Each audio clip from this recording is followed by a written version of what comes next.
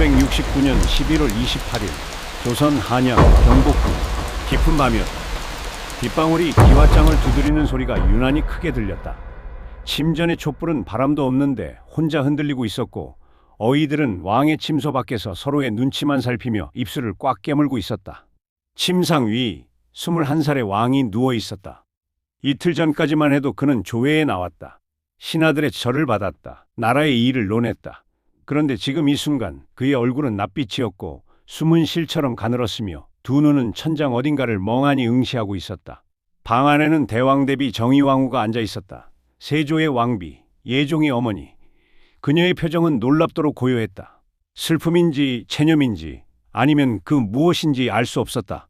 어의 한 명이 조심스럽게 무릎을 꿇었다. 마마, 탕약을 한 번 더 올리겠사옵니다. 정의왕후는 천천히 고개를 끄덕였다. 그 끄덕임이 너무 느렸다. 너무 차분했다. 왕은 아무 말이 없었다. 그의 입술이 미세하게 움직였다. 무언가를 말하려는 것 같았다. 그러나 소리는 나오지 않았다. 창밖의 빗소리가 그 침묵을 삼켜버렸다. 이틀 후 예종은 눈을 감았다. 재위 13개월, 조선의 왕 중 가장 짧은 치세 중 하나였다. 그는 21살이었다. 병이었을까? 아니면 누군가의 손이었을까? 그의 이름은 이황. 훗날 예종이 될 소년이었다. 세조의 둘째 아들, 형의 이름은 이장 의경세자였다. 조선의 왕세자, 왕위를 이을 맏아들, 부왕 세조의 모든 기대를 한몸에 받은 존재. 황은 언제나 두 걸음 뒤에 있었다. 그것이 둘째의 숙명이었다. 왕이 될 필요도 왕이 되어서도 안 되는 사람, 그저 형의 치세를 돕는 왕족, 그것이 이황의 운명이었다. 그는 그 운명을 받아들였다. 아니, 받아들이려 했다. 형 의경세자는 총명했다. 온화했다.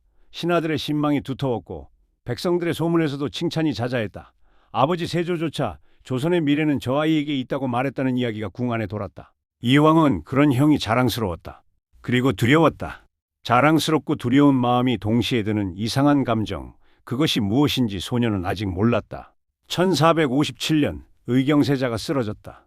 처음엔 단순한 몸살이라 했다. 그러나 며칠이 지나도 열이 내리지 않았다. 어이들이 드나들었고 탕약이 끊이지 않았으며 궁 안의 공기는 조금씩 무거워졌다. 이황은 10살이었다. 형의 병석 옆에 매일 앉았다. 형의 손을 잡았다. 차가운 이마를 닦았다. 형이 눈을 뜰 때마다 억지로 웃어 보였다. 괜찮아 형, 곧 나을 거야. 형도 웃었다. 그러나 그 웃음이 점점 희미해졌다. 의경세자는 그의 세상을 떠났다. 20살이었다. 궁 안이 곡소리로 가득했다. 세조의 울음소리가 담장 너머까지 들렸다는 소문이 돌았다. 이황은 울지 않았다. 울어야 했는데 눈물이 나오지 않았다. 그 대신 가슴 한가운데가 차갑게 굳어버리는 이상한 감각이 찾아왔다. 사흘 후 아버지가 그를 불렀다. 편전에 홀로 앉아있던 세조는 아들을 오래도록 바라보았다. 그 눈빛에는 슬픔이 있었고 결의가 있었고 그리고 미안함이 있었다. 황아, 예, 아바마마, 네가 세자가 되어야겠다. 짧은 말이었다. 그러나 그 말은 이황의 삶 전체를 바꾸는 말이었다. 10살 소녀는 아무 말도 하지 못했다. 고개를 숙였다. 그리고 생각했다. 나는 왕이 되어서는 안 되는 사람이었는데 형이 살아있었다면 나는 그냥 조용한 왕자로 살았을 텐데 이제 나는 무엇이 되는 것인가? 세자 책봉식이 거행되었다. 신하들이 절을 올렸다. 이황은 왕세자가 되었다. 그러나 그의 눈에서 끝내 눈물은 흐르지 않았다. 세조는 무서운 왕이었다. 조선 역사에서 그의 이름 앞에 붙는 수식어는 아름답지 않았다. 왕위를 찬탈한 자, 조카 단종을 죽인 자, 사육신을 능지처참한 자. 그러나 그것은 역사의 기록이었고 이황에게 세조는 그냥 아버지였다. 냉혹하고 가끔은 무섭고 그러나 가끔은 이상하도록 따뜻한 아버지. 세조는 세자에게 직접 정치를 가르쳤다. 새벽부터 경연이 시작되었다. 역대 왕들의 실록을 읽히고 전쟁의 전략을 논했으며 신하를 다루는 법을 일러주었다. 왕은 혼자서는 아무것도 할 수 없다. 그러나 왕이 흔들리면 나라가 흔들린다. 네 감정을 드러내지 마라. 기쁠 때도 슬플 때도 분할 때도 왕의 얼굴은 항상 같아야 한다. 이황은 고개를 끄덕였다. 그러나 속으로는 생각했다. 아바마마는 늘 그렇게 말씀하시지만 형이 죽던 날 밤 아바마마의 울음소리를 저는 들었습니다. 그 말을 입 밖에 내지는 않았다. 세조와 세자의 관계는 묘했다. 세조는 아들을 아꼈다. 틀림없이 아꼈다. 그러나 그 사랑의 방식은 언제나 왕으로서의 교육이었다. 따뜻한 말 한마디보다는 엄한 질책이 많았고 칭찬보다는 부족하다는 말이 잦았다. 이황은 그것이 아버지의 방식임을 알면서도 때로는 서러웠다. 형에게도 이러셨을까? 아니, 형에게는 다르셨겠지.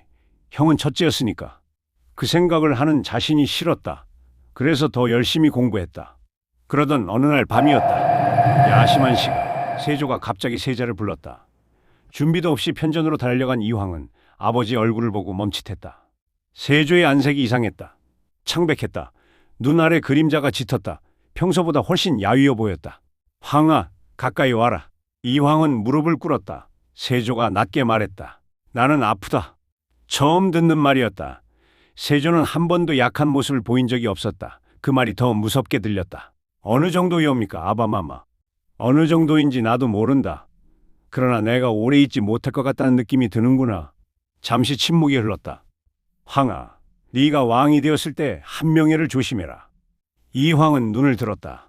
한명회, 세조의 최측근, 계유정난의 설계자, 조선 최고의 권신, 세조가 왕이 되려는데 가장 결정적인 역할을 한 인물, 그 한명회를 아버지가 조심하라고 한다.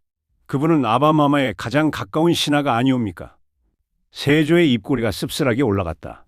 가장 가까운 자가 가장 위험한 법이다. 그날 밤의 말은 훗날 이황이 왕이 되어서도 귀에서 지워지지 않았다. 1468년 세조가 눈을 감았다. 제위 13년 조선의 가장 강한 왕 중 하나로 불리던 그가 마지막에는 병으로 쓸쓸히 세상을 떠났다. 이황의 나이 19. 그는 왕위에 올랐다. 묘호는 예종, 지혜로운 왕이라는 뜻이었다. 그러나 그가 왕좌에 앉아 처음으로 바라본 것은 아버지의 빈자리가 아니었다. 늘어선 신하들의 얼굴이었다. 그 얼굴들 중에서 한명회가 첫 줄에 서 있었다. 1468년 9월 근정전에 조선의 모든 신하가 모였다.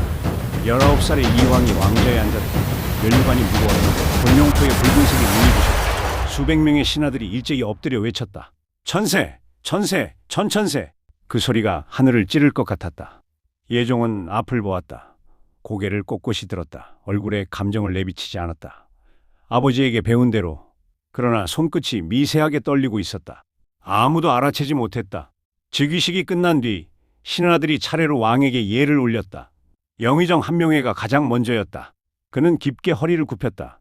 그러나 아주 잠깐 고개를 드는 순간 예종은 그의 눈을 보았다. 그 눈에는 충성심이 있었다. 분명히 있었다. 그러나 그 아래 아주 깊은 곳에 다른 무언가도 있었다. 계산, 관망, 그리고 아주 미세한 우월감. 예종은 아무 표정도 짓지 않았다. 아버지가 오르셨다. 그날 밤 예종은 홀로 편전에 앉아 생각했다. 한명회, 나이 53, 계유정난 이후 20년 가까이 조선의 실권을 쥐고 있는 인물, 그에 따른 세조의 며느리였다. 왕실과의 혼맥까지 형성해 놓은 이 남자는 이미 그 자체로 하나의 왕국이었다.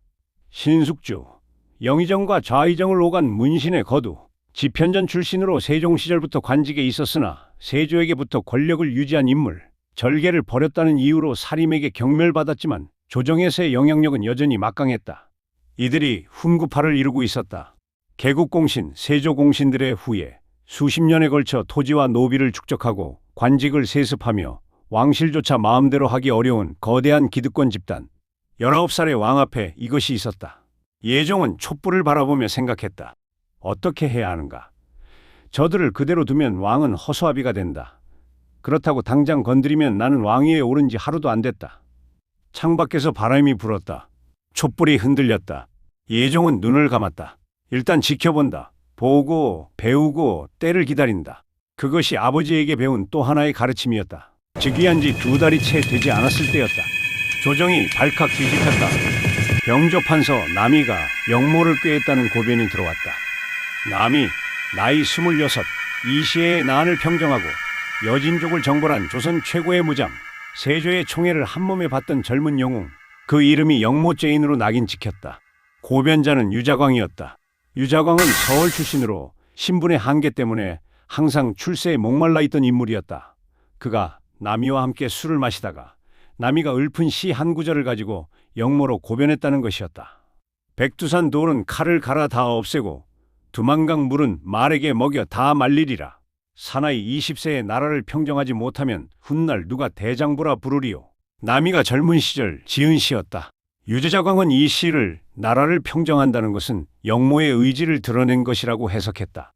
예종은 상소를 받아들고 오래 생각했다. 말이 안 됐다. 젊은 날의 기계를 담은 시를 역모의 증거로? 이런 논리라면 조선의 시인은 전부 역적이 되어야 했다. 그러나 한명회와 훈구파 신하들이 일제히 목소리를 높였다. 남이는 세조대왕께서 특별히 아끼시던 자이옵니다. 그 총애를 믿고 방자함이 극에 달했사옵니다. 빠르게 처결하지 않으시면 민심이 불안해질 것이옵니다. 예조종은 그 말의 이면을 읽었다. 남이는 무장이었다. 군부의 신망을 얻고 있었다. 젊고 유능하고 왕의 신뢰를 받을 가능성이 있었다. 그런 남이가 훈구파에게는 위협이었다. 저들이 무서워하는 것이다. 내가 남이를 가까이 두는 것을. 예종의 눈이 좁아졌다. 그는 국문을 명했다. 직접 신문에 임했다. 남이는 의금부 마루에 꿇어 앉아 있었다. 한때 여진족 앞에서도 흔들리지 않던 그 기계는 어디로 갔는지 지금 그의 얼굴에는 두려움과 억울함이 뒤엉켜 있었다. 짐이 묻노니 네가 역모를 꾀하였느냐? 남이가 고개를 들었다. 예종과 눈이 마주쳤다. 그 눈에는 거짓이 없었다. 전하, 신은 죽어도 그런 마음을 품은 적이 없사옵니다. 신의 신은 젊은 날의 기계이지 역모가 아니옵니다. 전하께서 통촉하여 주시옵소서. 침묵이 길었다. 예종의 가슴 안에서 두 개의 목소리가 싸웠다. 하나는 말했다. 이 사람은 억울하다. 죽여서는 안 된다. 또 하나는 말했다. 그러나 네가 그를 살리면 저 훈구파가 너를 어떻게 볼 것 같으냐. 즉위 2달 만에 공신들의 뜻을 거스르면 왕좌가 흔들린다. 예종은 눈을 감았다. 남이를 처형하라. 그 말은 조용했다. 너무 조용해서 오히려 더 잔인하게 들렸다. 남이는 아무 말도 하지 않았다. 다시 고개를 숙였다. 그날 밤 예종은 침소로 돌아가서 혼자 오래 앉아 있었다. 왕이 된 후 처음으로 눈물이 났다. 그는 황급히 소매로 눈가를 닦았다. 아버지, 이것이 왕의 길입니까? 빗소리가 들렸다. 대답은 없었다. 예종에게는 첫 번째 왕비가 있었다. 장순왕후 한씨, 한명회의 딸이었다.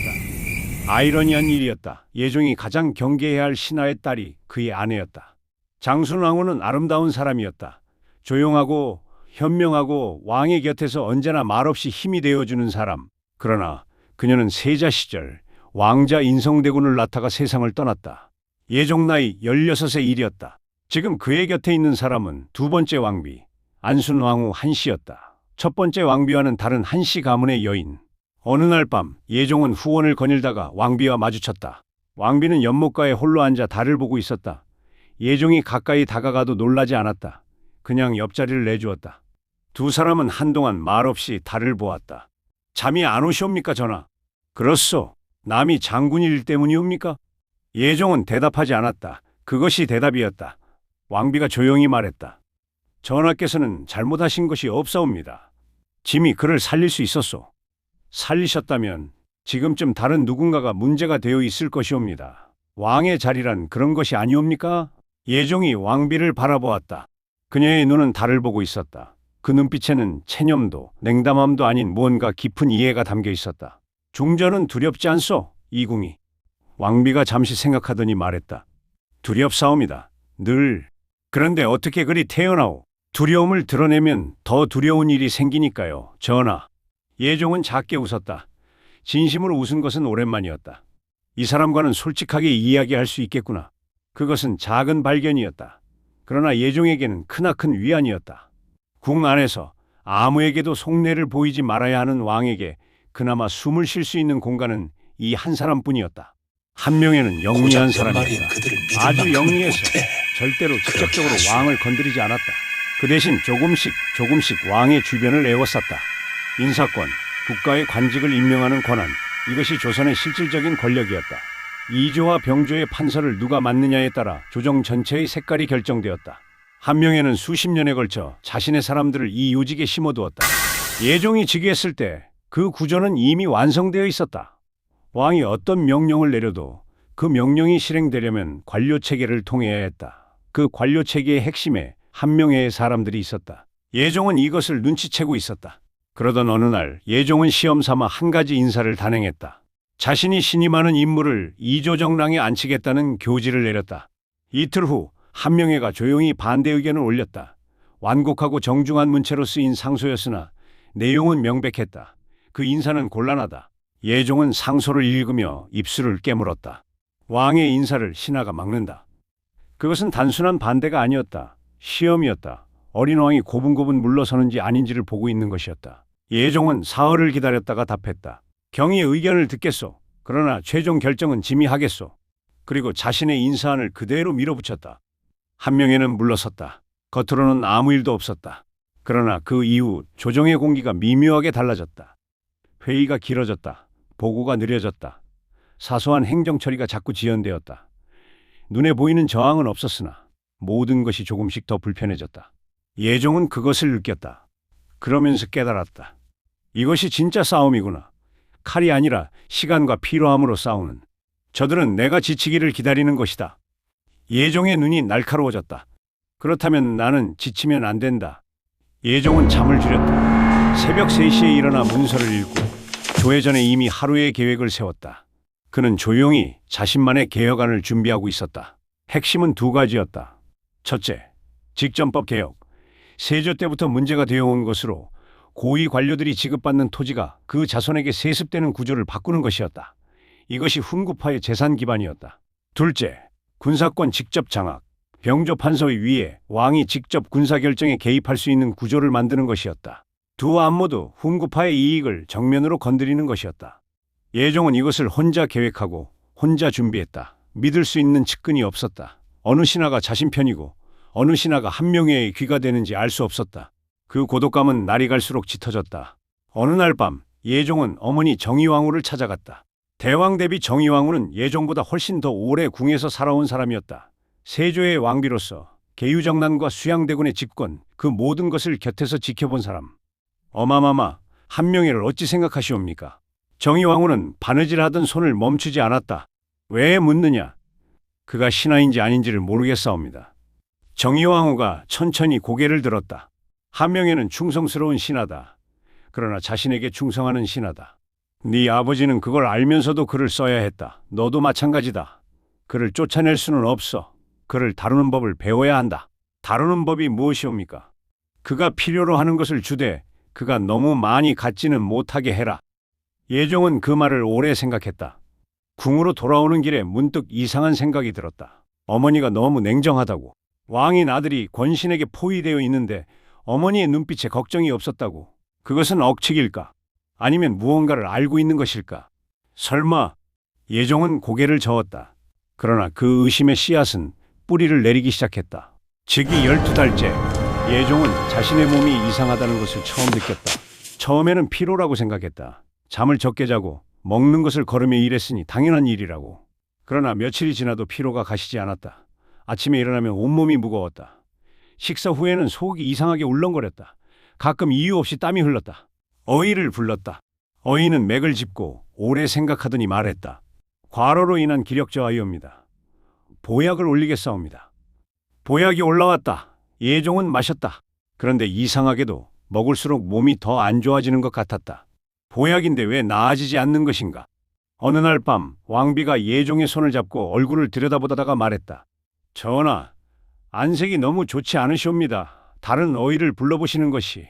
지금 어이가 문제라는 말이오? 왕비가 잠시 망설였다. 그냥 드린 말씀이옵니다. 용서하소서.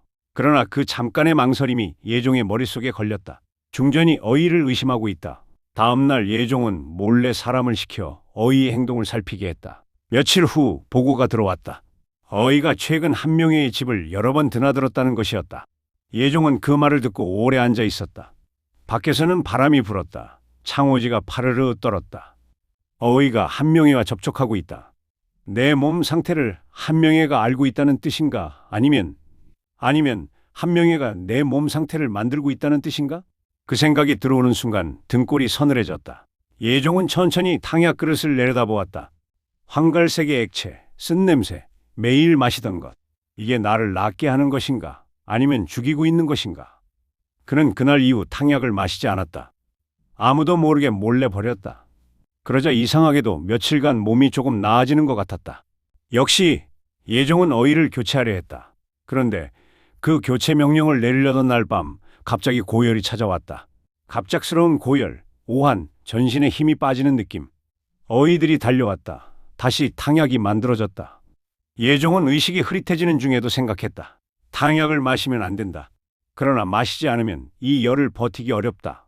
누구를 믿어야 하는가? 이 궁에서 단 한 명이라도 나를 진심으로 걱정하는 사람이 있는가? 의식이 멀어졌다. 마지막으로 본 것은 침소 문 밖에서 안을 들여다보는 정의왕후의 얼굴이었다. 그녀의 표정은 고요했다. 슬픔도 걱정도 눈물도 없었다. 그냥 지켜보고 있었다. 어마마마, 그 이름을 부르려 했으나 소리가 나오지 않았다. 1469년 11월 28일 예종이 눈을 감았다. 21살이었다. 재위 13개월이었다. 사인은 공식적으로 기록되지 않았다. 실록에는 단 한 줄이 있다. 왕이 흉하셨다. 왕이 죽었다는 뜻이다. 이유는 없었다. 예종이 죽고 나흘 후 정의왕후는 신하들을 모았다. 그리고 예종의 아들도 형 의경세자의 장남도 아닌 형의 차남 자을산군을 왕으로 세웠다. 그가 조선의 9대왕 성종이었다. 자을산군의 나이는 13살이었다. 정의왕후가 수렴청정을 시작했다. 그 옆에는 한명회가 있었다. 한명회의 딸이 자을산군의 왕비가 되는 것은 그로부터 얼마 후의 일이었다. 역사는 예종의 죽음에 대해 여전히 명확한 답을 내놓지 못하고 있다. 지병? 과로? 아니면 독살? 어이가 왜 한명회의 집을 드나들었는지 기록은 없다. 탕약의 성분을 기록한 문서는 소실되었다. 정의왕후가 왜 예종의 아들 대신 조카를 왕으로 세웠는지에 대한 명확한 이유도 남아있지 않다. 다만 한 가지는 분명하다. 예종이 살아있었다면 한명회의 시대는 끝났을 것이다. 예종이 죽음으로써 한명회는 다시 10년을 더 권력의 정점에 있었다.